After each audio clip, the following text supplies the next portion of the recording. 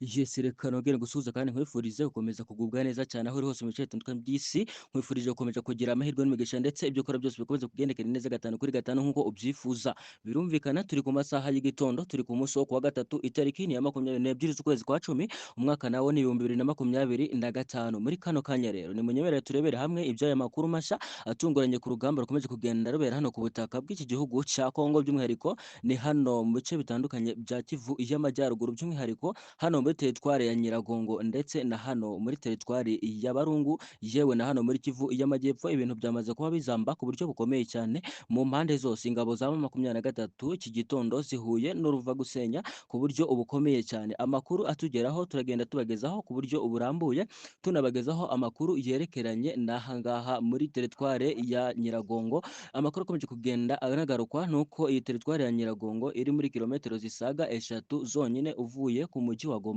Amakuru akomeje kugenda yemeza ko rero ngo yamaze kuba ifatwa n'ingabo z'abacancuro b'abazungu b'umutwe wa Blackwater bafatanyije n'ingabo za FDNB n'ingabo za kira gihugu cy'u Burundi. Amakuru akomeje kugenda yemeza ko abangaha bashobora kuba uyu mujyi wa Goma ashobora kuba wafatwa ku buryo bukomeye cyane, agace kari buze kuba kacungirwa umutekano neza n'ingabo za leta ya Kongo, ndetse zikagenda zihashyira ibitwaro karahabutaka bagenda abifashisha mu rugamba rwo gufata uyu mujyi wa Goma. Turagenda tubigarukaho kugeza amagingo aya, ntabwo amarira n'agahinda byari byahora ku barwanyi ba M23 muri iyi teritwari ya Barungu, by'umwihariko muri aka gace ka Nzibira. Amakuru akomeje kugenda agarukwaho nuko iyi nzira ndetse n'agace ka Miti kugeza amagingo ya ku munsi w'ejo karaswamo ibisasu karahabutaka n'indege za CH-23 ndetse n'indege za CH-4B. Kugeza amagingo ya zakomeje kugenda zirasa muri ibi bice ndetse indege za drone. Amakuru azindutse nuko aka gace by'umwihariko nubwo amarira nyeshyamba atarashira, ariko aka gace ngo kahamwe kuba kazindukirwamo indege ya Sukhoi 23, noneho ni ya ndege rutura igenda irasa ibisasu bya karahabutaka byaje kuba noneho bisenyagura ibirindiro byose by'urwanyi ba M23 basituye muri teritwari ya Barungu.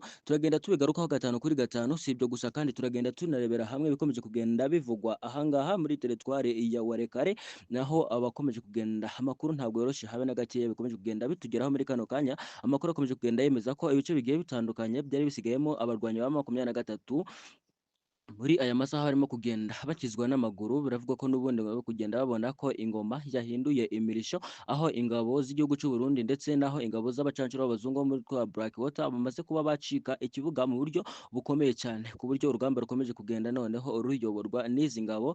Ibice byose batifuza ko izi nyeshamba zagaragaramo bakomeje kugenda babyifashishamo izi ndege, zikabasha kuba rero byatuma izi ngabo zibasha kuba zakwiyirukana muri ibi bice bakomeje kugenda bakontorora. Turagenda nabyo tubigarukaho gatanu kuri gatanu. Uvira umwuka uramutse gute? Ndetse na hano muri uyu mujyi wa Bukavu, Uvira ntago umwuka ari mwiza habe na gato ya mwabantu mwe. Uvira ntago umwuka ari mwiza, abarwanyi ba M23 bahatikiriye ari benshi cyane, inyuma yuko n'ubundi bagerageje kwinjira muri uyu mujyi wa Uvira. Ugasanga uyu mujyi wa Uvira ingabo z'igihugu cy'u Burundi zagiye zitegamo ibisasu karahabutaka, ibibombe ndetse n'ibigerenade byahitanye abatari bakeya muri aba barwanyi ba M23.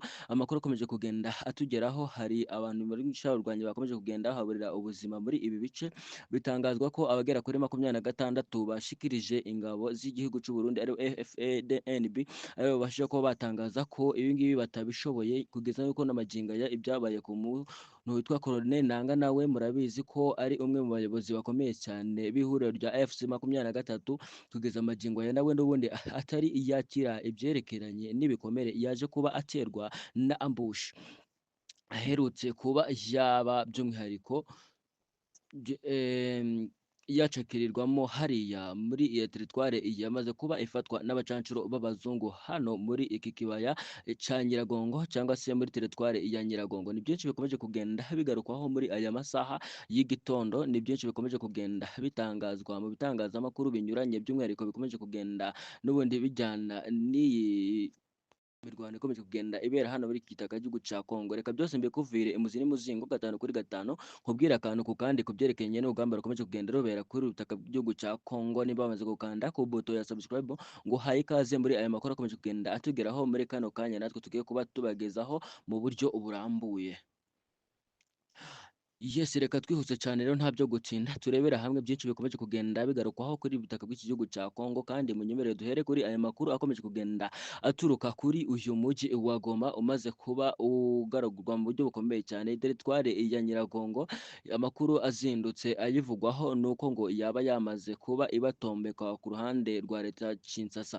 Iyi teritware ya Nyiragongo yakontororwaga n'abarwanyi ba M23 mu minsi mikeya cyane rwose mu cyumweru dusoje nibwo urugamba rwa hano muri Nyiragongo rwamaze kuba rwubura ku munsi wo ku wa gatanu hakorewe mu kwabu n'inyeshyamba za M23 zikahafatira abasaga cyangwa se abantu benshi cyane batigeze batangazwa umubare ndetse harimo abo mu nyeshyamba ndetse n'abasanzwe bakoresha ibiyobyabwenge. Amakuru avuga ko ku munsi w'ejo ari nabwo hahise hatangira igitero karahabutaka cyanaje kuba kirindagwamo abakomando benshi cyane barinda uwita Colonel Nanga ndetse bikaza kurangira n'uwita Colonel Nanga aharasiwe mu buryo bukomeye cyane. Amakuru akomeje kugenda agarukwaho ni uko ibi bitigeze bihagarara muri iyi teritware ya Nyiragongo kuko urugamba rwakomeje abagwanyi ba M23 bakomeje kuba bashaka kuba basubiza ibi bitero inyuma kuko amakuru akomeje kugenda atugeraho nuko mu masaha y'igicuku rwose urugamba rwahabereye rwaje kuba rwifashishwamo ibisasu ndetse